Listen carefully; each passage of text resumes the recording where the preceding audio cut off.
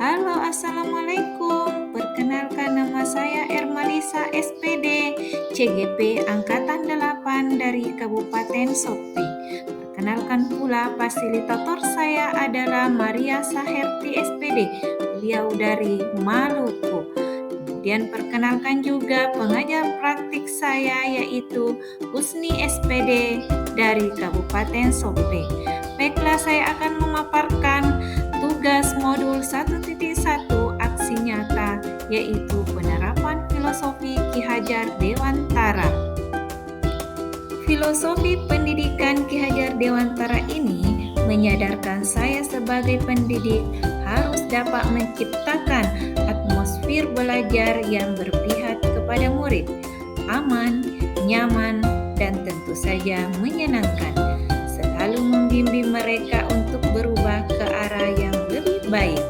Kita munculkan karakter yang baik, membentuk dan mengarahkan agar dapat berkembang lebih baik lagi, serta menghilangkan karakter buruknya semaksimal mungkin.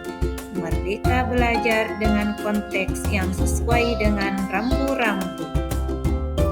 Perasaan saya selama melakukan perubahan di kelas, saya bersyukur, senang dan bahagia ketika mampu melakukan perubahan-perubahan ke arah yang lebih baik di dalam melaksanakan kegiatan belajar mengajar.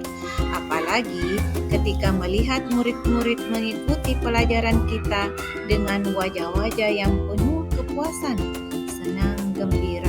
Semua itu membuat saya lebih bersemangat untuk dapat melakukan perubahan-perubahan. Begitu pula dengan penerapan pembiasaan baik dan belajar di dalam atau di luar kelas yang menarik. Semua perubahan yang saya lakukan berkat ilmu yang saya dapatkan tentang pemikiran Ki Hajar Dewantara. Adapun ide dan gagasan sepanjang proses perubahan. Yang pertama, saya mengubah metode pembelajaran menjadi berpusat kepada siswa. Yang kedua, saya merubah pola pikir dari pembelajaran yang bersifat menuntut menjadi menuntun. Selanjutnya, saya menggunakan perkembangan teknologi dalam pembelajaran. Kemudian, saya melakukan pembentukan karakter dengan pembiasaan yang baik.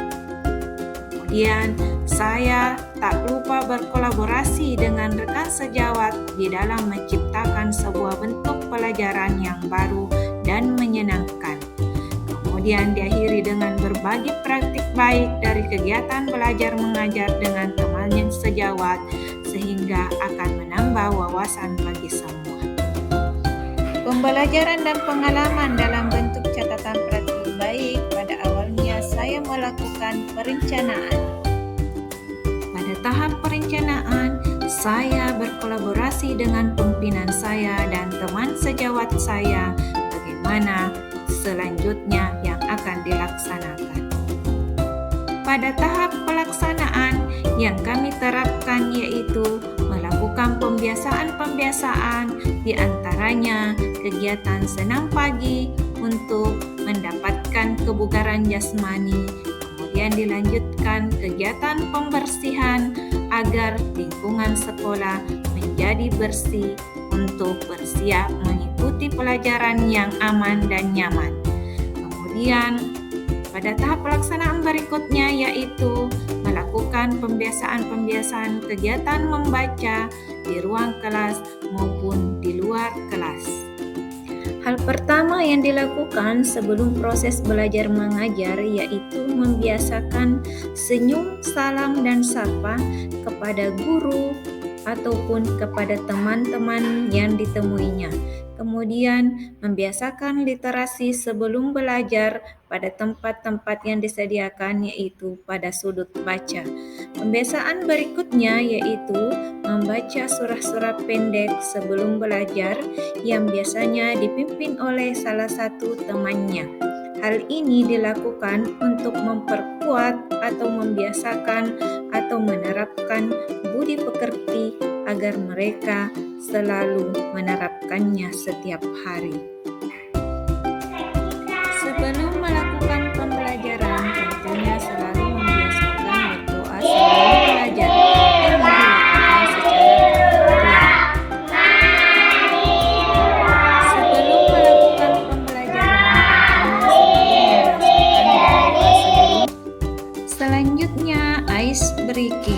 Ini dilakukan untuk menumbuhkan jiwa semangat belajar pada anak dan tak lupa menyampaikan tujuan pembelajaran. Dilanjutkan dengan menyampaikan materi pelajaran. Materi kali ini yaitu kreasi bangun datar. Saya memperlihatkan dan menjelaskan materinya melalui layar pada PPT yang telah saya buat. Setelah itu, dibentuklah kelompok yang berjumlah 3 orang. Anak-anak bebas menentukan teman kelompoknya. Ini dilakukan untuk menumbuhkan jiwa kolaborasi kepada anak-anak. Pada proses ini, saya selalu memberikan kesempatan pada anak-anak untuk memberikan ide atau pendapatnya. Saya selalu memberikan support dan motivasi untuk itu.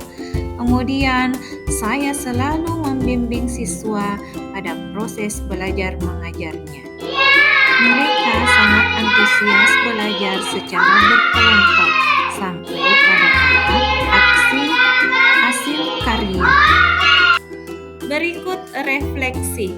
Adapun tantangan yang kami temukan yaitu masih ada murid yang malu mengeluarkan ide dan pendapat. Kemudian masih ditemukan murid yang berperilaku kurang baik. Adapun solusinya yaitu kami memberikan mereka motivasi serta apresiasi dan tentunya memberikan bimbingan dan tuntunan yang lebih kepada murid.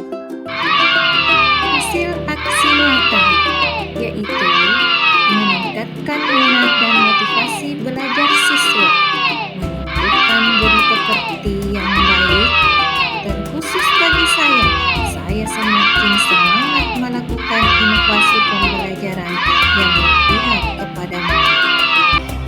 Adapun tindak lanjutnya yaitu meningkatkan kolaborasi dengan teman sejawat. Saya berbagi pengalaman terkait dengan proses pembelajaran. Kemudian, saya melakukan inovasi pembelajaran yang lebih menarik lagi.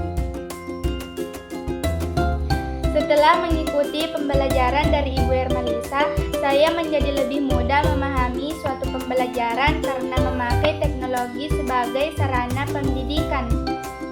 Terima kasih, salam dan bahagia.